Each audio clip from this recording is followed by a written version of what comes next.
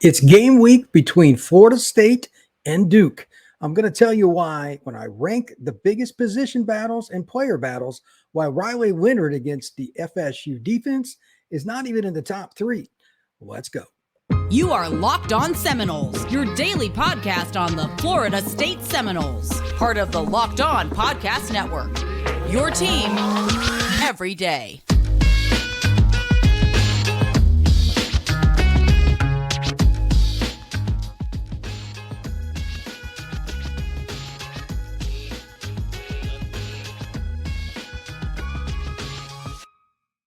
Welcome back into another episode of Locked On Seminoles. I am your host, Brian Smith, and today I am going to break down what I believe are the biggest matchups in order for this game between Florida State hosting Duke.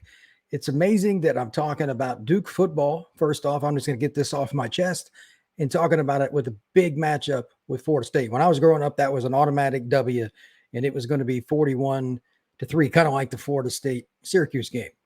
Just was.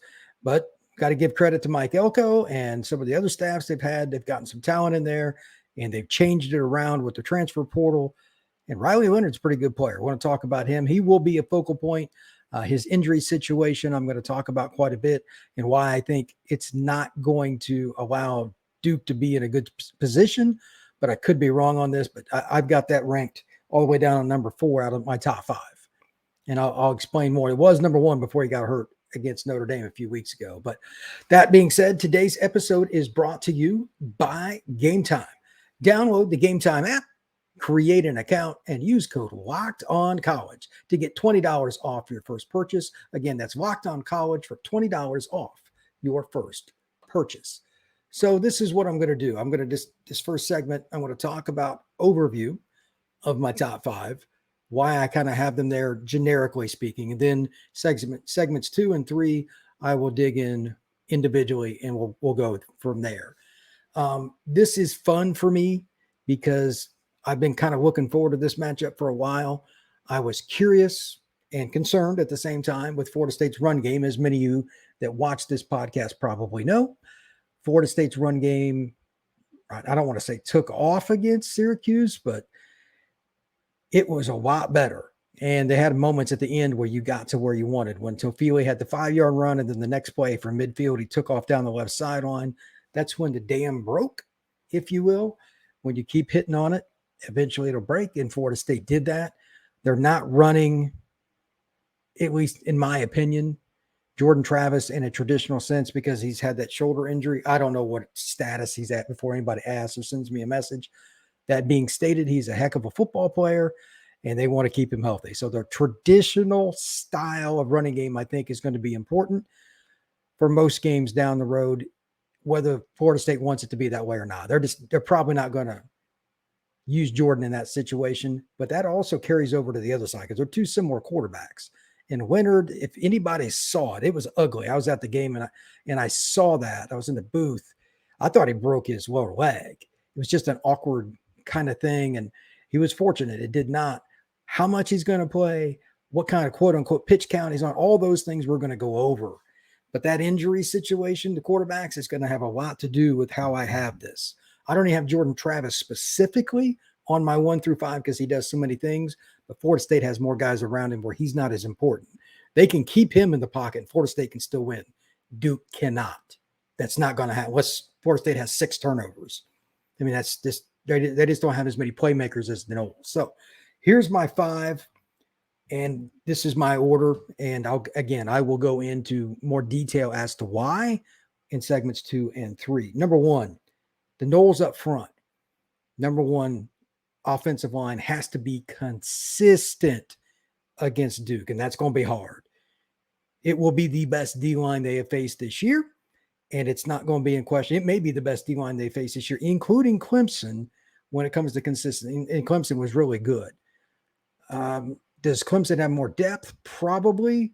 But like the middle of Duke's D-line, just to give you an example, the most important guy is Dwayne Carter. I think he's about 310, give or take, just from the untrained eye. They got him listed at 305 on the chart that I'm looking at right now. But whatever it may be, that's the most important player for the Noles to slow down. And they've got 4 guys. Hall and a few other players. Franklin, they rotate 4 guys, and they're all pretty good football players. Peebles is another one, right in the middle.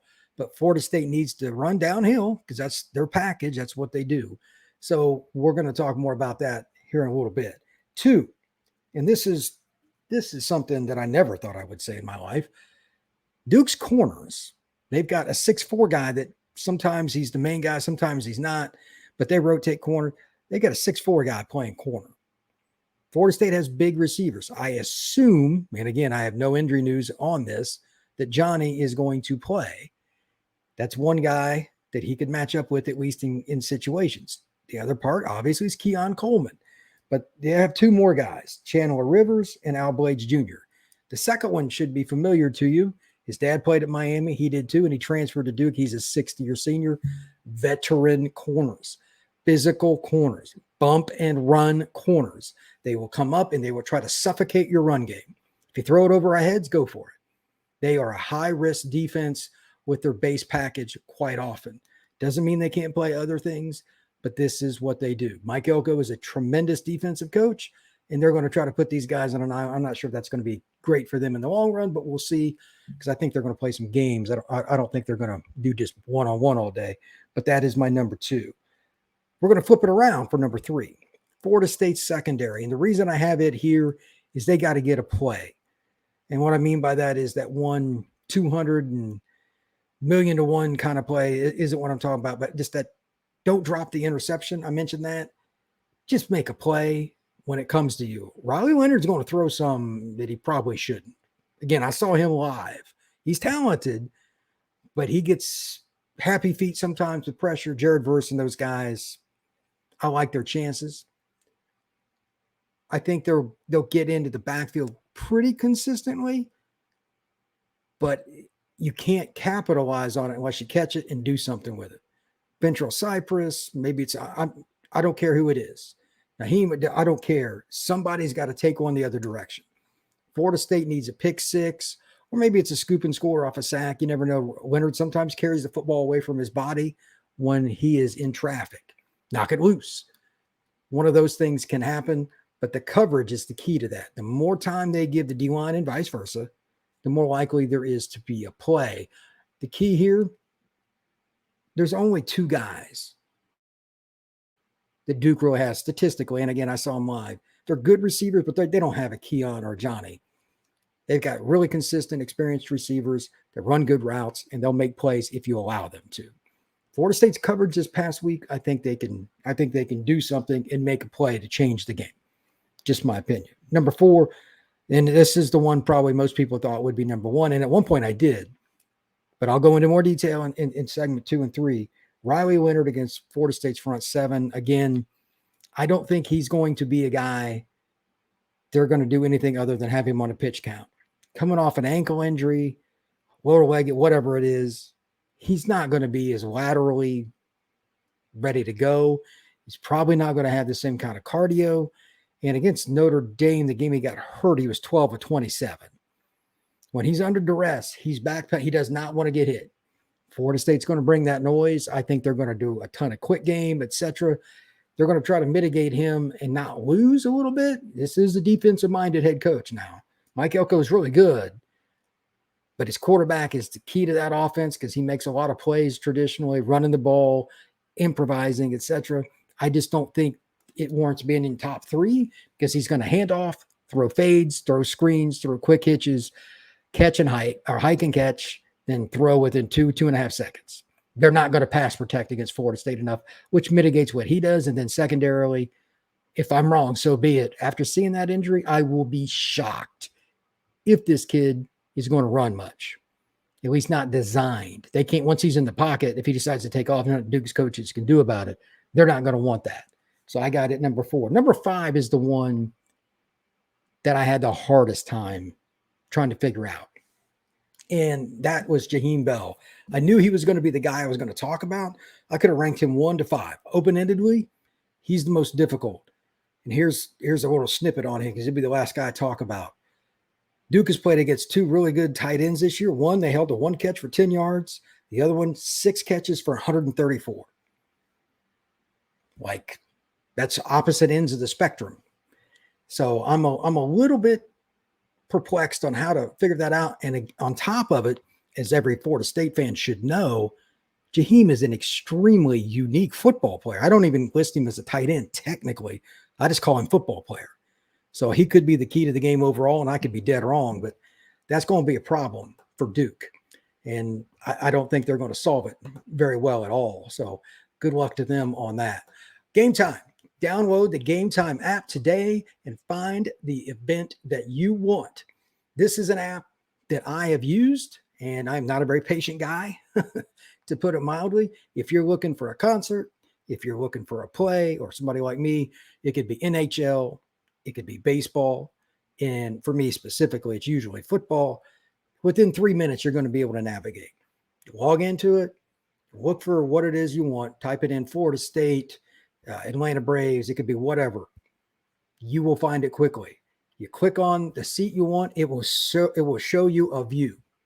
It's simple. You know exactly what your sight line is like. You get a view of the field. And they have last minute ticket deals. If you want something cheap, if the last minute, day of, you and your buddy want to head out, don't have tickets, check out the Gametime app.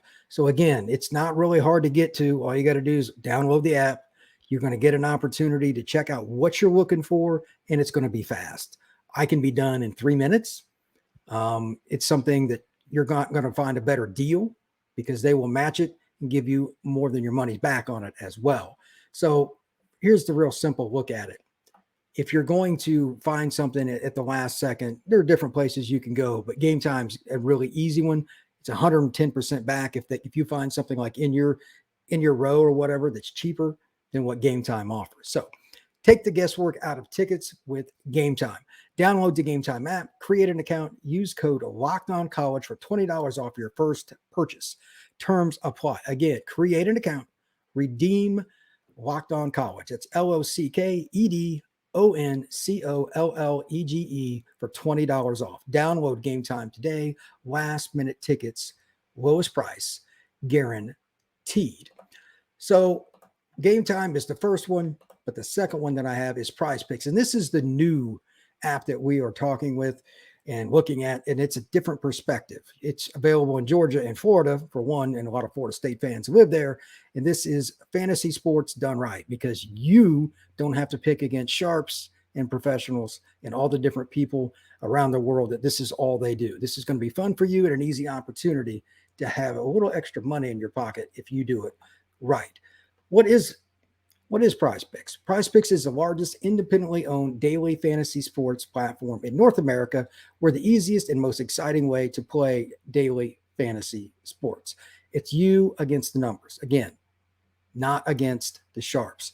So how do you do it? Instead of battling against thousands of players in the sharps, you pick more or less than 2 to 6 player stat projection and watch the winnings roll in. So in other words, you could pick, let's use baseball, since baseball playoffs and stuff are going on. Player X, whatever player you want, he's only going to get one hit is the one. You pick less, you pick more, whatever it may be. Pitcher, how many innings is he going to go before he gives up a run? There's all kinds of ways you could look at it and search for different things. Number of runs for a team. And if you wanted to go with hockey, you could do that. If you want to go with football, that is up to you as well. PrizePicks is pretty cool, and it's another easy app to download and check it out.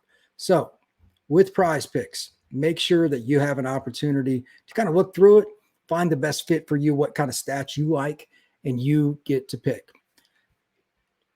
Go to prizepicks.com/LockedOnCollege. Use code LockedOnCollege for a first deposit match up to $100. So once again, prizepicks.com/LockedOnCollege and use code LockedOnCollege for a first deposit up to $100. It is a really cool app, and it's a great way to do fantasy sports. So daily fantasy sports made easy. Now, as we begin segment 2, this is probably the most fun, and that's just kind of diving through them. I'm going to talk a little bit more, just each one. It's not going to be super long on each one, but just some of the points that I went over and highlight. So number 1, O-line for the Noles, Duke D-line. Let's do over-unders. kind of like PrizePicks. They need to have 2 sacks or less. That's my over-under for the Noles. Duke can get after it. But Florida State's O-line has started to gel. Bus Harris, Big Mo, all those guys, when they play together, it's a pretty good unit. It's a pretty good unit. 2 or less. The key here is Carter in the middle and then R.J. Oben on the edge. He's about 260. Experienced kid out of New Jersey. He's a good football player. He'll get a chance at the NFL Combine at some point. Florida State's tackles have had their moments this year, good and bad. Will Florida State chip? Will they use somebody at tight end, running back, etc.? That's going to be a key. Watch R.J. Oben. He's a good football player for Duke. Curious to see if they move him around or if they drop him, do anything goofy like that. Sometimes Elko is pretty complex with what he does, and sometimes he's just straightforward. So he does like to get after it, though. We'll see what that comes up with. But Florida State, the other over-under, they need to be over 100 yards rushing. Duke's D-line and their whole concept is usually to come up and pressure, but it may not be as difficult for the Noles. Number one, Jordan can run. And number two, I'm not sure how much man and just straight up here we come downhill they're going to play to try to keep things in front of them, because Florida State doesn't have one. They have 2 true number 1 receivers, and that's hard. So against some of the other teams they played, NC State, Notre Dame, etc., they don't have very good receivers. They just don't. Like, they're not experienced. They're not in cohesiveness with the quarterback, and they struggled. Duke completely suffocated NC State. They held them to 3 points. I mean, Notre Dame scored 21 against them, but got a couple of really big plays, a fake punt, etc. They couldn't consistently grind out against them. And this is one of the better defensive fronts in the country. But they haven't played somebody like Florida State, so that'll be interesting. Number 2, I mentioned the corners. If Florida State doesn't win every battle, it's not a big deal. They only got to win about 25 to 35% with how Florida State plays. In the podcast I did earlier on Sunday, I looked at the big play opportunities for Florida State is the reason that they're like number 7 in the nation in scoring. It's like 44 points or whatever. But they're not in the top 20 in rushing or passing or total yardage. They're clutch. And that's what this game is about. So I'm not sure the exact number, but I'll say 3 20-plus yard plays down the field for like Keon and Johnny combined. And it could be more because they're certainly capable. Duke will win some battles. But watch out for Florida State's running backs and tight ends to also get some 10 to 20-yard kind of plays, dump downs, checks, and opportunities in the screen game. That's going to be interesting as well. How well does Duke tackle? How well do their corners blitz? They will bring different kind of packages where the corner or the slot corner comes off the boundary, etc. They want to put pressure on Jordan. I guarantee it. Watch how that goes as well. Flipping it around, I mentioned earlier, they need to have a pick or a big play, something that creates one. Great coverage, so the defensive front 7 has a chance to get after the quarterback, Riley Leonard. If they're able to do that, I expect a couple of turnovers. He puts the ball in harm's way. It's just who the dude is. Just is. That doesn't mean he's a bad player. It doesn't mean that coming off injury, he's going to be somebody that's having an out-of-body experience. But it only takes 1 or 2 plays in a game. That'll be 7 to 10 points probably, that this could really change it around. I don't think Florida State's going to just dominate their receivers, but they're not exactly elite. They're good. They're experienced. They have a rapport with Riley Leonard. They'll hit some plays and they'll take some shots. But the key here, can you keep things in front of you? Florida State's had a few moments this year where like, what is that? Why is this guy running scot-free? Can't have any of those. Their defense is the most they've given up this year is 21 points. They're pretty good. So you don't want to give any freebies to the offense. And number 2, you want to keep them in a position where your offense is in a situation of not going the length of the field constantly. You want 60-yard fields and shorter. So that one key play where, the DB is not even talked about by the TV commentator, that's good. He did his job. Riley Leonard had to throw it away or look somebody else. Oftentimes, DBs do their best work when they're not discussed at all. Number 4, the Riley Leonard situation, and this is something that I'm going to kind of go over in big pictures. I'm going to do it for segment 3 and then Jaheim Bell. Note that I could do a whole segment, or I'll take that back, a whole show on Riley Leonard, but I don't think that he's going to be a guy that has quite the impact that some others do in this game. And Maybe I'm wrong on that, but at the same time, I do not think that's the case. So Athletic Brewing Company. Athletic Brewing Company is one of our main sponsors, and quite honestly, it's very cool. They're doing a lot of things. They're even doing something with Bless Harris. I did a podcast with him not too long ago. He's being sponsored, or he is sponsoring with Athletic Brewing Company, and it's a cool deal. They do it with the offensive line with the Noles. So this is, if you're going to really check out anything that goes along with this particular podcast, Athletic Brewing Company is probably a really good one to go with. Now, your game changer of the week brought to you by Athletic Brewing. Much like Bless Harris or somebody else along the offensive line for the Noles, they are a game changer with a non-alcoholic beer game. They make non-alcoholic beers that actually taste good. It's an opportunity for people to try something different, whether it's an ale, whether it's a golden, whether it's an IPA, etc. But the non-alcoholic brews, that's something they're really trying, and they've got award-winning beers as well. So once again, they are involved with Florida State football. Make sure you check out Athletic Brewing Company. I really respect that, giving some guys an opportunity. And to be honest with you, not enough people probably know about that yet. So I want to really mention that with Bless and those guys. So first-time customers can use code LOCKEDON to get 15% off your first online order. That's code LOCKEDON, LOCKEDON at checkout for 15% off at athleticbrewing.com. Near beer, exclusions and conditions apply. Athletic Brewing Company, a fit for all times. All right, now the final piece here, we're just going to talk about two things: Riley Leonard, and then we're going to talk about one other person, and that is Jaheim Bell. Leonard, I just want to go into a little more detail with this. I don't think Florida State's going to have to contain him quite as much as what I originally was concerned about coming off that injury. And they did a fantastic job. Note to the Florida State defensive staff and the coaches and the players all in one big pool. They did a tremendous job against Schrader. He could have eaten them up with some big plays, but he didn't. The reason? They were very disciplined in their pass rush lanes, and they didn't jack around either. They were very consistent with it. They didn't give up that one play. They didn't give up, like, how many did Castellanos have? I mean, it was bad. You know, the quarterback from Virginia Tech, etc. It's gotten better, and now to the point where I think they've just kind of got it down. Sometimes you got to give up the sack. I know D linemen don't like to hear that, but you cannot get outside your rush lanes. If you keep him in the pocket, again, Florida State's got defensive tackles that are good. If they could rotate them, they're going to get up the field. Farmer or somebody else, they'll get into the pressure zone, and he'll back up, and he'll still throw it. Backing up and throwing bad, he'll do it. Riley Leonard will do that. Again, pitch count, they're not going to admit it, but I would bet you money that at least the coaches have an idea. We're going to run Riley X number of times, and it will be lower than what they would do if he wasn't coming off injury. Before I go any further, I have no information about his injury situation, and Mike Elko will do three things this week with that. He will lie, and lie. He's not going to tell anybody what's going on. That's my prediction. Maybe I'm wrong, but that's my prediction. Why would he?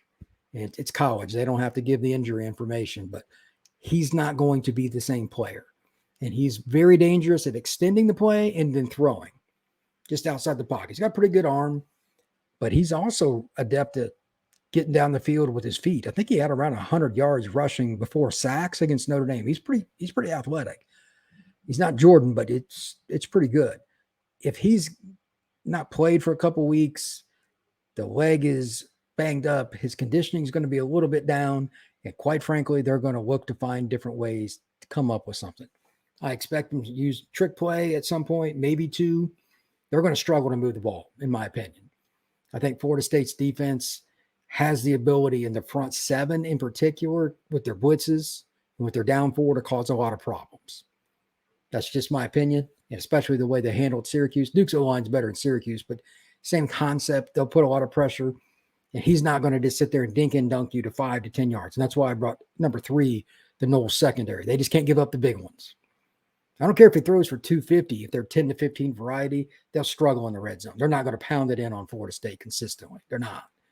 They'll run okay, but again, they're not dominant. And then finally, if you can just get that one turnover, you can break them. because you can get them out of their system. If you get a 10-plus point lead in the second half, it will change their play calling. They are not a good down the field. Like, they're the opposite of Florida State. Down the field shots, just designed hike and throw. It's not what they do. Deep breaking in routes, slants, and hitches, outs. It's more of a traditional pro, not vertical, like the old Oakland Raiders, the 70s and 80s. It's nothing like that. Keep it in front of you, hit Riley Leonard, make him stay in the pocket. They'll be in trouble. Fifth, and this is the most fun one, because again, like I said in the preliminary, I don't know where to go with this. So I just put it fifth. It could be number one if Florida State really utilizes it. Open-endedly admitting that. Jaheim Bell. They're going to struggle with Johnny, and they're going to struggle with Keon. They've got the corners to cover, but they don't have somebody. There's no way to prepare for Jaheim. You're not going to have a guy on your scout team they can cover. That it's like there's just not. But again, like I mentioned earlier, Jake Brewing still had 1 catch for 10 yards. He's a pretty good tight end for Clemson against them. But then Mitchell Evans for Notre Dame had 6 catches for 134. So Duke is all over the map against the 2 best tight ends they went against. I don't know what to expect with that, but Jaheim had a good game last week. Jordan missed him on a deep post, and he still had like 84 yards or something like that. This is a matchup that Florida State can win. And most importantly, they can win big time. Duke is going to come downhill. They're going to try to make Florida State one-dimensional, play some man, at least for part of the game, and bring those safeties up. They're going to try to make Jordan beat them from the pocket because that's just the best way. If Florida State can run the ball, it's lights out. They know that. They have to force Jordan to be a 2nd and 8 passer, 2nd and 10. If they can hit some screens, some short passes to anybody, I just think Jaheim will be one of them. Look for that to be a big part of what Florida State's offense is, and it could be the backbreaker. I just don't think they're going to have somebody consistently on him. They've got good athletes at linebacker and safety, but he's going to be the forgotten man out of that group, and it could be the backbreaker as the Noles get over Duke Blue Devils. So we'll talk a little bit more Noles and Blue Devils later this week. Going to do a little recruiting too. Going to talk some Florida State history. But for now, everybody have a great day. Thank you very much.